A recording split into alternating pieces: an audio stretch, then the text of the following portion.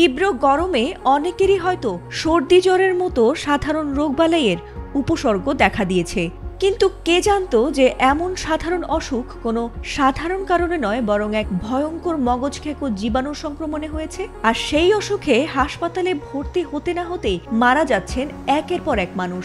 না, এটা কোনো কল্পকাহিনী নয়, বরং এক ভয়াবহ বাস্তবতা। ভারতে হঠাৎই ছড়িয়ে পড়েছে এই প্রাণঘাতী জীবাণুর বিস্তার, আর তাতে সতর্কতা জারি করেছে স্বাস্থ্য বিভাগ। বর্তমানে ভারতের কেরালা রাজ্য এমনই এক অদৃশ্য শত্রুর কবলে রয়েছে।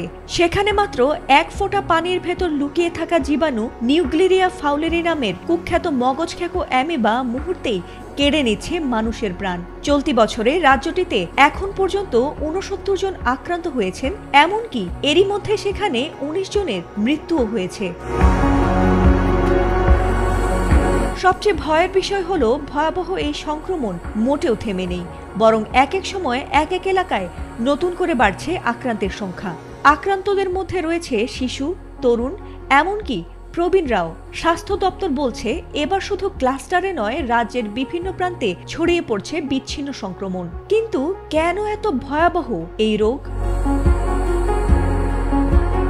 এটি মূলত প্রাইমারি অ্যামেবিক মেনিনগো এনসেফালাইটিস বা PAAM নামের রোগ সৃষ্টি করে। অণুজীবটি নাক দিয়ে শরীরে প্রবেশ করে মস্তিষ্কে পৌঁছে যায় এবং কয়েকদিনের মধ্যেই মস্তিষ্কের টিস্যু ধ্বংস করতে শুরু করে। ওয়ালটন এখন দেশের সীমানা পেরিয়ে পৌঁছে গিয়েছে 50টিরও বেশি দেশে। ওয়ালটন, ঘরে ঘরে, বিশ্বজুড়ে। প্রাথমিক লক্ষণগুলো সাধারণ জ্বরের মতো হলেও দ্রুতই তার রূপ নেয় ভয়ঙ্কর মাথা ব্যথা, খিঁচুনি আর অবশেষে গড়ায় মৃত্যুতে। কিভাবে ছড়াচ্ছে এই সংক্রমণ?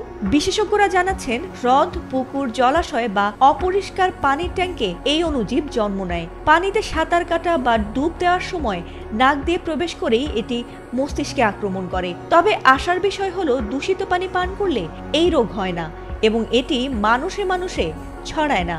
প্রশ্ন, কিভাবে রক্ষা মিলবে এমন ভয়ঙ্কর অদৃশ্য শত্রুর হাত থেকে? কেরালার স্বাস্থ্য দপ্তর ইতোমধ্যেই জনগণকে সতর্ক করে বলেছে, অপরিশোধিত বা স্থির পানিতে সাঁতার, ডুব বা গোসল এড়িয়ে চলতে হবে। বাধ্য হয়ে নামলে নাকের ক্লিপ ব্যবহার করতে হবে। কূপ ও পানির ট্যাঙ্ক নিয়মিত পরিষ্কার করতে হবে এবং ক্লোরিন ব্যবহার নিশ্চিত করতে হবে। এখনো পর্যন্ত কোনো প্রতিষেধক নেই এই মরণ ব্যাধির, তাই প্রতিটি সতর্কতাই এখানে জীবন রক্ষাকারী। তবে স্থির পানির সংস্পর্শের পর যদি মাথা ব্যথা, জ্বর বা বিভ্রান্তির মতো কোনো উপসর্গ দেখা দেয়, তবে দেরি না করে দ্রুত চিকিৎসকের শরণাপন্ন হতে হবে। ফাতিমা সুলতানা, ATN বাংলা।